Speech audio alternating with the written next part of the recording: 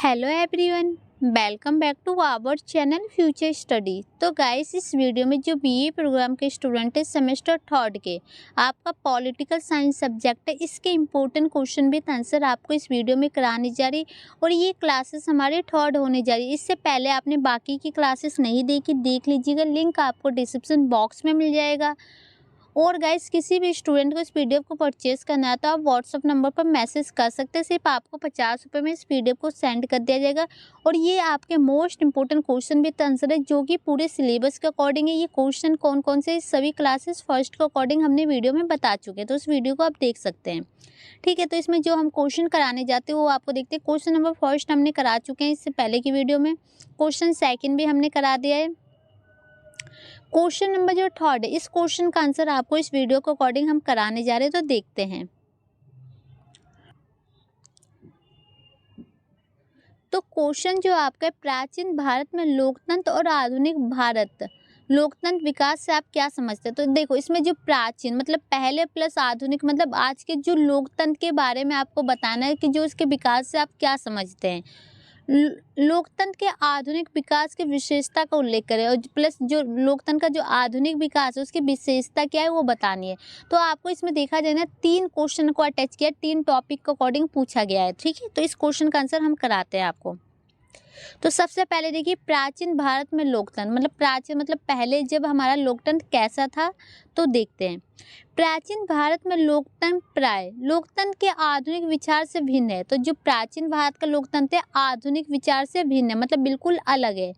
प्राचीन भारत में लोकतंत्र विचारकों के बीच एक विवाद का विषय है। ऐसा प्रमाण मौजूद है जिसमें यह पता चलता है कि प्राचीन काल में भारत में लोकतांत्रिक सरकार के लिए कुछ रूप विद्यमान थे। यह भी सच है कि लोकतंत्र की जिस संकल्पना से आज हम परिचित हैं वह उस समय इसी रूप में मौजूद नहीं थी। तो देखो, यहाँ पर बताया गया है कि जो जैसे कि आपको पता है कि जो आज के समय में जो लोकतंत्र है, किस टाइप का लोकतंत्र आप सभी को पता है, लेकिन जो प्राचीन समय में ना इस टाइप का लोकतंत्र नहीं था, वो बिल्कुल अलग थी, बिल्कुल भिन्न थी आज के समय से।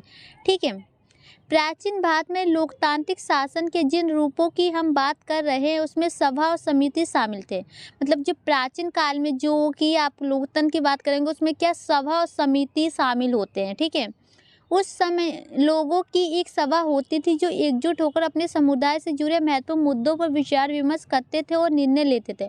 तो जो प्राचीन समय में ये था लोकतंत्र में कि एक जो समुदाय सभा होती थी, जो कि जो आपके लोगों की समस्या को समाधान करते थे, उस पर विचार विमर्श किया जाता था। सभा व्यवसायी लोगों की एक परिषद होती थी जो समुदाय की ओर से निर्णय लेने के लिए उत्तरदायी होती थी।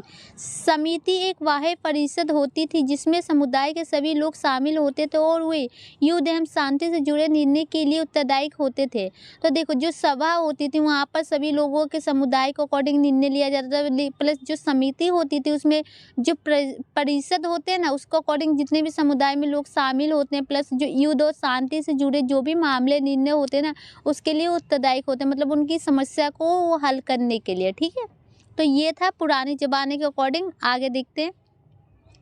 ये सभाएं विभिन्न सामाजिक व आर्थिक पृष्ठभूमि के लोगों से मिलकर बनी होती थी, जिसमें शासक वर्ग, व्यापारी और कृषक भी शामिल होते थे। तो जो सभा किससे बनी होती थी, जो सभा में कौन कौन से लोग शामिल थे, जैसे कि आपको शासक वर्ग कह सकते हैं, व्यापारी लोग कह सकते हैं, कृषक मतलब जो किसान लोग होते हैं जो खेती करते हैं, ये सामाजिक और आर्थिक पृष्ठभूमि पर आधारित होती थी। ठीक है, इन सभाओं द्वारा लिए गए निर्णय स्वामित्व पर आधारित होते थे और इसमें प्रत्येक व्यक्ति को मामले से जुड़े निर्णय में अपनी राय रखने का समान अधिकार होता था। तो मतलब इसमें जो भी व्यक्ति है ना, किसी भी निर्णय के अकॉर्डिंग हम कोई राय रख सकते हैं, सभी व्यक्ति को ये अधिकार दिया गया है उसमें। ये व्यवस्था प्राचीन भारत के विभिन्न हिस्सों में प्रचलित थी, और ये जो व्यवस्था थी प्राचीन भारत के बहुत सारे मतलब विभिन्न अलग अलग हिस्सों में प्रचलित थी। यह वैदिक काल, मौर्य साम्राज्य और गुप्त साम्राज्य काल में भी प्रचलित थी। तो जो ये जो लोकतंत्र थी, वैदिक काल हो गया, मौर्य साम्राज्य हो गया, गुप्त साम्राज्य हो गया, इन सभी कालों में प्रचलित थी, मतलब फैली हुई थी। देखिए, पंचायती व्यवस्था भी प्राचीन भारत में लोकतांत्रिक शासन के अन्य रूपों में से एक है। तो देखो, जैसे कि आपको लोकतंत्र के शासन का कोई सभा समिति के बारे में पता चला, उसी टाइप से जो पंचायती व्यवस्था होती है ना, वो भी एक इसका हिस्सा होती है, एक रूप होती है। पंचायती व्यवस्था आप सभी को पता है कि जो गाँव का मुखिया सरपंच होता है, जो 5 सालों के लिए बना जाता है, उस टाइप से। पंचायत व्यवस्था एक स्थानीय स्वशासन की व्यवस्था थी जो स्वामित्व के सिद्धांत और पारस्परिक समझौते पर आधारित थी। पंचायती समुदायों के कल्याण से जुड़े विवादों को निपटाने और फैसले लेने के लिए उत्तरदायी होती थी। मतलब कि देखो, पंचायती व्यवस्था में क्या क्या कार्य होते थे, जैसे कि समुदाय लोग हो गए, उनके कल्याण के अकॉर्डिंग जो भी तुम्हारी समस्या विवाद होती है, उसके अकॉर्डिंग फैसले आप ले सकते हो, उसको सुलझा सकते हैं। ये सब उनके लिए उत्तरदायी थे। ठीक है, तो आपके पेपर में आ जाए क्वेश्चन की जैसे प्राचीन भारत में लोकतंत्र किस प्रकार का था, तो आपको ये बताना है। ठीक है, अब देखिए, आधुनिक विकास में लोकतंत्र मतलब कि जैसे कि आधुनिक, तो आपको पता ही है उसके समय में लोकतंत्र कैसा है, तो देखते हैं। आधुनिक समय में लोकतंत्र के विकास ने आधुनिक लोकतंत्र की संकल्पना को जन्म दिया है। इसकी जड़ें प्राचीन यूनियन की लोकतंत्र की अवधारणा में मौजूद है। ये शासन की एक ऐसी व्यवस्था है जिसमें सत्ता जनता को सौंपी जाती है और उन्हें स्वतंत्र व निष्पक्ष चुनावों द्वारा नीति निर्माण प्रक्रिया में भाग लेने का अधिकार होता है। तो देखो, आपको पता चला यहाँ पर कि जो आधुनिक समय से ही लेके जो प्राचीन समय उनसे ही देखी जा रही है, इसकी अवधारणा और इसकी जड़ें वहाँ से मौजूद है। प्लस जो ये व्यवस्था होती है लोकतंत्र की, इसमें जो जनता को सौंपी जाती है, जनता के द्वारा ही कोई भी निर्णय लिया जाता है। वो अपने जो नीति निर्णय निर्माण के अकॉर्डिंग, मतलब अपने नेता को चुना जाता है जनता के द्वारा, उसके द्वारा सारे फैसले किए जाते हैं, उसका अधिकार होता है। ठीक है, आधुनिक लोकतंत्र को वैश्विक स्तर पर दुनिया के असंख्य राष्ट्रों ने अपनाया है। तो मतलब कि जो आधुनिक लोकतंत्र है ना, उसको वैश्विक स्तर पर बहुत सारे जो देश होते हैं, राष्ट्र होते हैं, उन सभी ने अपना रखा है और 21वीं सदी में यह सरकार का एक प्रभावी रूप बनकर उभरा है। और ये आज के टाइम में 21वीं सदी में ये बहुत ही ज़्यादा प्रभावी रूप बना है। फिर भी इस बात को स्वीकार करना महत्वपूर्ण है कि आधुनिक लोकतंत्र अपने विशेष लक्षणों के संदर्भ में और लोकतांत्रिक सिद्धांत को कायम रखने की दृष्टि से भिन्न प्रदर्शित करता है।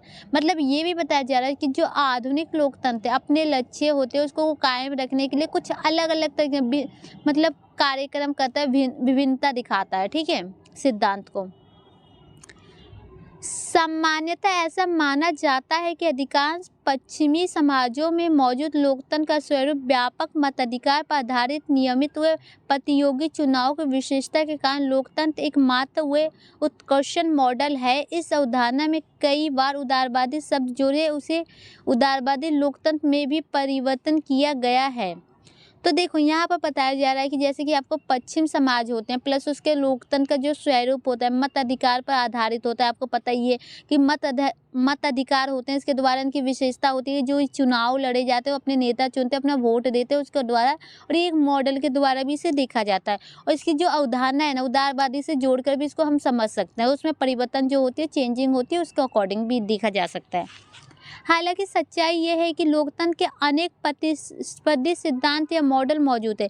जो लोकतंत्र है उसमें बहुत सारे मॉडल, बहुत सारे सिद्धांत मौजूद हैं और हर एक सिद्धांत लोकप्रिय शासन की अपनी व्याख्या प्रस्तुत करता है। मतलब जितने भी जो लोकतंत्र के शासन होते हैं, सिद्धांत होते हैं, सब अपनी अलग अलग राय रखते हैं, अलग अलग व्याख्या करते हैं। यह न केवल लोकतांत्रिक स्वरूपों की विभिन्नता पर प्रकाश डालता है, तथा मौलिक रूप से इसके विशेष औपचारिक की भी जांच करता है। यहाँ तक कि उदारवादी लोकतंत्र सब भी भ्रामक है, क्योंकि लोकतांत्रिक संगठनों के लिए विभिन्न उदारवादी दृष्टिकोण उभर कर सामने आए हैं। तो जैसे कि आपको पता है लोकतांत्रिक संगठन होते हैं, उसको अकॉर्डिंग जो उदारवादी के जो विभिन्न अलग अलग टाइप के जो दृष्टिकोण आपको सामने आते हैं, अलग अलग लोगों की राय आपको देखने को मिलती है। तो ये कुछ पॉइंट थे जो कि आपने देखा। अब देखिए, लोकतंत्र के 4 विपरीत मॉडल की पहचान की गई। तो जो लोकतंत्र का 4 अलग मॉडल है, इसके अलावा भी जैसे शास्त्रीय लोकतंत्र, सुरक्षात्मक लोकतंत्र, विकासात्मक लोकतंत्र और जन लोकतंत्र। तो ठीक है, ये 4 टाइप के होते हैं। अभी ये आपको आधुनिक के अकॉर्डिंग यहाँ पर पता चला। अब देखिए, आपके पेपर में आ सकता है लोकतंत्र के आधुनिक विकास में निम्नलिखित विशेषता है। मतलब कि जो लोकतंत्र के आधुनिक विकास की विशेषता क्या है, तो अब इस पॉइंट के अकॉर्डिंग हम देखते हैं। तो सबसे पहला फर्स्ट पॉइंट है इसका प्रत्यक्ष लोकतंत्र। प्रत्यक्ष लोकतंत्र में नागरिक नीति निर्माण प्रक्रिया में सीधे भाग लेते हैं। यह प्राय जनमत संग्रह, पहल शक्ति अथवा टाउन हॉल बैठकों के माध्यम से होता है। वर्तमान समय में इंटरनेट के आगमन से प्रत्यक्ष लोकतंत्र अधिक प्रचलित हो गया है, जिससे नीति निर्माण प्रक्रिया में जनता की भागीदारी आसान हो गई है। तो इसका मतलब है कि जो व्यक्ति है ना, जो नागरिक होता है, नीति निर्माण में सीधे जाके पार्टिसिपेट करता है, भाग लेता है, और जो अपना जनता का जो राय रखता है अपनी बैठक में और अपने इंटरनेट के द्वारा, ये और भी ज़्यादा आसान हो चुका है आज के टाइम में, जो कि व्यक्ति अपना पार्टिसिपेट कर रहा है और इसमें नीति निर्माण में जनता की भागीदारी को आसान बना दी गई है। ठीक है। सेकंड पॉइंट है इसका इलेक्ट्रॉनिक मतदान। आपको पता ही है, जैसे कि आप वोट देते आ रहे हो, 18 साल के सभी स्टूडेंट हो ही गए होंगे। तो देखिए, आधुनिक लोकतंत्र में इलेक्ट्रॉनिक वोटिंग का तेजी से विस्तार हुआ है, जिसमें नागरिक के लिए वोट देना आसान और अधिक प्रभावी हो गया है। संयुक्त राज्य अमेरिका, ब्राज़ील व भारत सहित कई देशों में इलेक्ट्रॉनिक मतदान का इस्तेमाल किया जा रहा है। तो देखिए, इलेक्ट्रॉनिक मतदान के अकॉर्डिंग ये बताया जा रहा है कि ये आधुनिक लोकतंत्र में बहुत ज़्यादा ही फैल चुका है और ये सभी देशों में ज़्यादातर, जैसे अमेरिका, ब्रिटेन हो गया, ये भारत देश अपना इलेक्ट्रॉनिक मतदान का जो इस्तेमाल किए जा रहे हैं, और इससे बहुत ही ज़्यादा आसानी होती है लोगों को वोट देने में प्लस अपने नेता को चुनने में। ठीक है। तो इसका थर्ड पॉइंट है बहुसंस्कृतिवाद और विभिन्नता।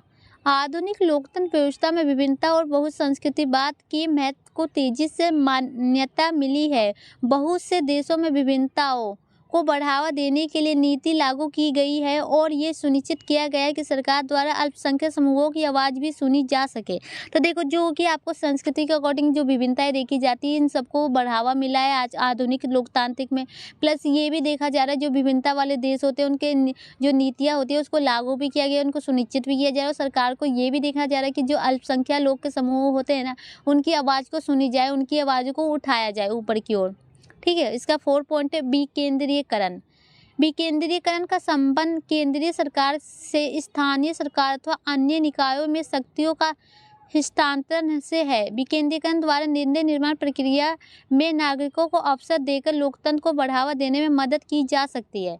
तो देखो, विकेंद्रीकरण का मतलब होता है कि जो शक्तियाँ होती है ना, उसका बंटवारा कर दिया जाए, क्योंकि अगर सारी शक्तियाँ एक व्यक्ति के हाथ में हो तो मनमानी करेगा। अगर वही शक्तियाँ कुछ इसके पास है, कुछ इसके पास, तो कुछ तो बंटवारा कर दिया जाएगा, तो सभी मिलजुल के कार्य करेंगे। ठीक है, शक्तियों के अकॉर्डिंग। तो ये जितने भी आपके निर्णय होते हैं, निर्माण होते हैं, उनमें जब ये सभी प्रतिक्रिया अपनी दिखाएंगे, प्लस जो नागरिक को भी अवसर दिया जाएगा, उसमें उनकी मदद की जाएगी। इसका 5 पॉइंट है सोशल मीडिया। लोकतंत्र व जन सहभागिता को बढ़ावा देने के लिए सोशल मीडिया एक शक्तिशाली उपकरण बन गया है। सोशल मीडिया नागरिकों को सूचना और विचारों को साझा करने का मौका देता है, विभिन्न घटनाओं को लेकर समर्थन को सक्रिय बनाता है और सरकार की जवाबदेही को भी सुनिश्चित करता है। सोशल मीडिया के अकॉर्डिंग आप देखा जाए, जैसे कि आपको मीडिया ही है, मीडिया के द्वारा आप हर चीज़ को अपने घर बैठे देख सकते हैं, टीवी में, न्यूज़ में, आप सभी कुछ देख सकते हैं। प्लस आप उसमें पार्टिसिपेट भी कर सकते हैं, सहभागिता भी कर सकते हैं। मीडिया के द्वारा आप सोशल मीडिया पर जो नागरिक के अकॉर्डिंग सूचना विचार होते हैं, उसको आपको मौका दिया जाता है कि आप अपने विचारों को भी रख सकते हैं। प्लस जो सरकार की जो घटनाएँ होती है, उसको भी आपको मीडिया के द्वारा सामने लाया जा सकता है। प्लस जो सरकार है, आप जनता के प्रति जवाबदेही भी हो सकती है। तो मीडिया का जो बेनिफिट है आपको बताना, सोशल मीडिया जैसे इंटरनेट हो गया, इन सब का आपको क्या फ़ायदा हो रहा है।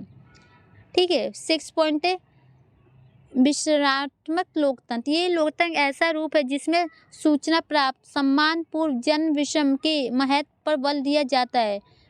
विवेकाशील लोकतंत्र में नागरिक वे सहमति या समझौते के उद्देश्य से नीतिगत मुद्दों पर एकजुट होकर सचेतनात्मक व सम्मानपूर्ण ढंग से विचार विमर्श एवं संवाद करते हैं। इसमें देखिए, जो मतलब इसका मतलब है कि विचार करना, मतलब कि सभी लोग इकट्ठा होकर विचार विमर्श किया जाता है लोकतंत्र के अकॉर्डिंग। जो नागरिक होते हैं उनके सम्मान के अकॉर्डिंग समझौते उद्देश्य, ये सारे सरकार के द्वारा ये सब किए जाते हैं, विचार किया जाता है। 7 पॉइंट है सहभागी बजट। यह एक ऐसी प्रक्रिया है जिसमें नागरिक प्रत्यक्ष रूप से इस बात का निर्णय लेता है कि सार्वजनिक धन व व्यय किस प्रकार किया जाए। सहभागी बजट का दुनिया के कई देशों में प्रयोग किया रहा है और इसे सरकारी व्यय में नागरिक की सहभागिता और पारदर्शिता बढ़ाने की दृष्टि से देखा जा रहा है। तो मतलब सहभागिता के अकॉर्डिंग आप देखा जाए तो मतलब कि जो नागरिक लोग होते हैं वो सीधे पार्टिसिपेट कर सकते हैं, प्लस जो धन होता है उसके कहाँ पर इस्तेमाल किया जाए, उसके पैसे कहाँ रखा जाए, उसके बजट के अकॉर्डिंग भी वो अपना राय को दे सकते हैं। नागरिक की वो सहभागिता उसमें देखा जा सकता है, बढ़ावा दिया जा सकता है सरकारी कार्यक्रम के अकॉर्डिंग। जो इसका 8 पॉइंट है, खुली सरकार। खुली या मुक्त सरकार का संबंध सरकार को नागरिक के प्रति अधिक पारदर्शी, जवाबदेह और सुगम बनाने से है। इसमें जनता को सरकारी आंकड़े सुलभ करना, सरकारी सेवाओं में दस्तावेजों से परिचित कराना और निर्णय निर्माण प्रक्रिया में जनता की भागीदारी को सुनिश्चित करना शामिल है। मतलब जैसे खुली सरकार के अकॉर्डिंग हो गया कि मतलब जनता द्वारा वो जो जानना चाहती है सरकार के अकॉर्डिंग वो जान सकती है, उसमें पार्टिसिपेट कर सकती है। वो जो भी निर्णय निर्माण लिया जाता है जनता के अकॉर्डिंग सभी की आंकड़े को देख सकती है, उसमें आपकी अपनी राय भी दे सकती है, उसको सुनिश्चित कर सकती है, यही है। ठीक है। 9 पॉइंट है, नारीवादी लोकतंत्र। यह लोकतंत्र वह रूप है जिसमें नैतिक समानता और राजनीतिक निर्णय निर्माण प्रक्रिया में महिलाओं की भागीदारी के महत्व पर बल दिया जाता है।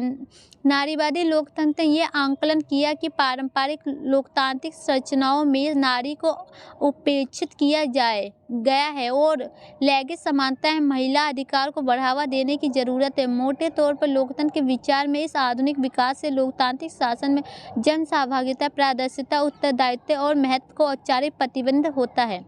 मतलब नारीवादी लोकतंत्र के अकॉर्डिंग जो महिला है उनको सम्मान दिया जाए, उनको उनके अधिकार दिए जाए और उसमें कोई भी चीज़ में पार्टिसिपेट भागीदारी करने का उनको अवसर दिया जाए और जो लिंग के अकॉर्डिंग जो भेदभाव होता है उसे कम किया जाए, सभी को समानता का अधिकार दिया जाए और जितने भी कार्य होते हैं लोकतंत्र में उनमें सभी में वो भाग ले सकती है।